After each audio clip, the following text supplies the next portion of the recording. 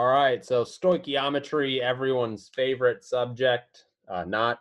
But anyways, let's go through it. And it's pretty cool. We can use electrolysis and stoichiometry to actually count electrons. And so we can figure out a couple of different cool things. But we have to introduce some new unit conversion factors. So for example, copper 2 plus 2 electrons to a copper solid, we can think of a conversion factor here. And in this case, it's 1 mole of copper is equal to 2 moles of electrons. So we can do mole electron or element electron conversions. Another popular thing used in electrochemistry to kind of quantify it is current. And so current is a measure of flow of electrons. Talked about that a little bit before, and it's measured in amperes or amps. It's the symbol A. And basically 1 amp is equal to 1 coulomb per second. So the most useful conversion factor there is like you'll get some number of amps, and then you'll say this number of coulombs is equal to 1 second type of thing. So we'll see an example of that coming up. And then finally, Faraday's constant. We discussed that a little bit earlier, and this relates coulombs, which are a unit of charge, and moles of electrons. So how many coulombs does 1 mole of electron have?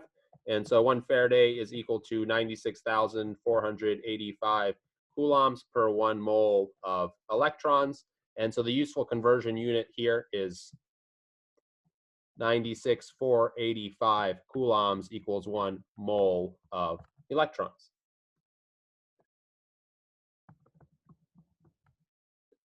So let's take a look at an example. The example here is how much gold in grams can be electroplated in 25 minutes at 5.5 amps.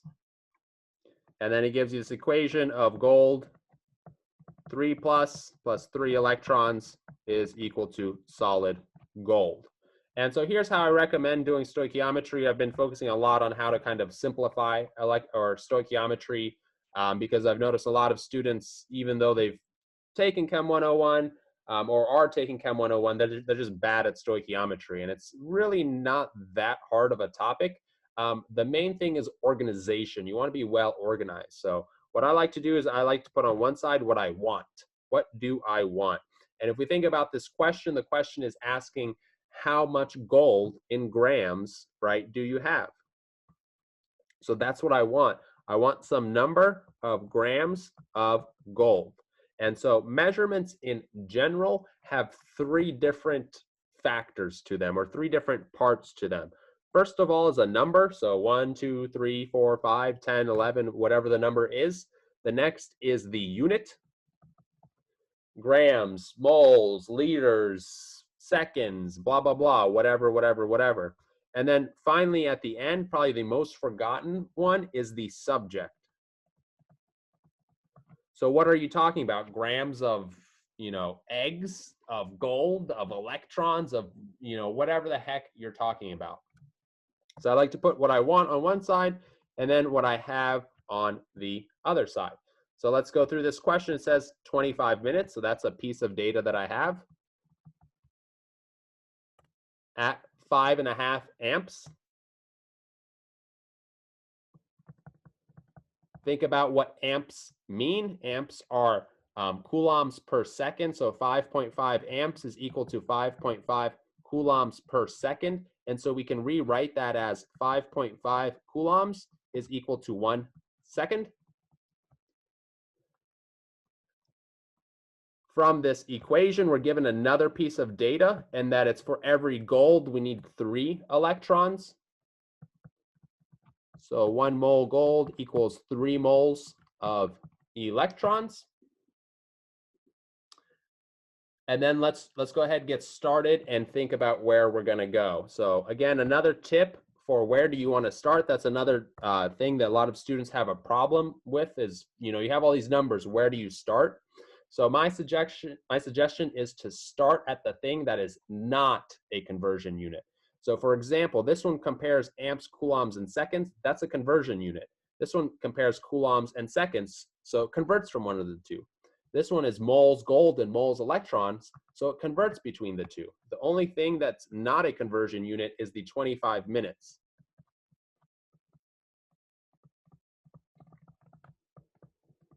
So it's not a conversion unit, so that's where you want to start. So we'll start off with 25 minutes. I noticed I didn't really put a subject here, but you could do like 25 minutes of electroplating or something like that. And so now you have minutes here. And so I suggest looking for any of your conversion units. Do we have minutes anywhere? And if you look at it, you don't have minutes anywhere other than what you already used. So that kind of sucks, but you do have seconds. Can you go from seconds to minutes? Yeah, sure, you can. So another thing that you have is that 1 minute is equal to 60 seconds. So let's go ahead and use that in our conversion factor. Since minutes is on the top here, minutes goes on the bottom, and thus 60 seconds goes on the top. And then when we do that, we cancel these out. Now we're left with seconds, right? Is there any conversion unit that has seconds in it? Well, yep, it's right here. Look at that, seconds. So let's go there next. So since seconds is on top, the seconds has to go on the bottom. And then 5.5 coulombs goes on top. These seconds cancel out. And now we are at coulombs. Do we have anything else that compares coulombs? And you look over here, you don't see any coulombs. So let's check out some of the unit conversion factors that we just learned. And we learned Faraday's constant. And Faraday's constant states that this amount of coulombs is equal to 1 moles of electrons. So that has coulombs in it. So let's go for it and see where we end up. So 96485 coulombs equals 1 mole of electrons. Notice now I'm starting to use subjects. Moles of what? Moles of electrons. So this 96485 goes here, so it'll cancel out. 1 mole of electrons goes up there, and then the coulombs cancel out.